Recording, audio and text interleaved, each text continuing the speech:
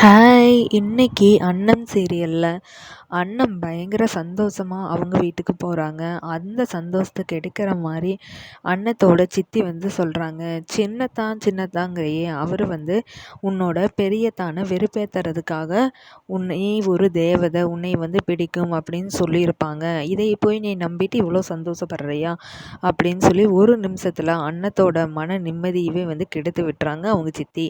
இதை கேட்டுட்டு வந்த அண்ணன் அவங்க சித்தப்பாட்ட வந்து சொல்லிட்டு ஃபீல் பண்ணுறாங்க. அவங்க அம்மாவோட ஃபோட்டோவுக்கு முன்னாடி நின்று பயங்கரமாக சாமி கும்பிட்டுருக்குறாங்க.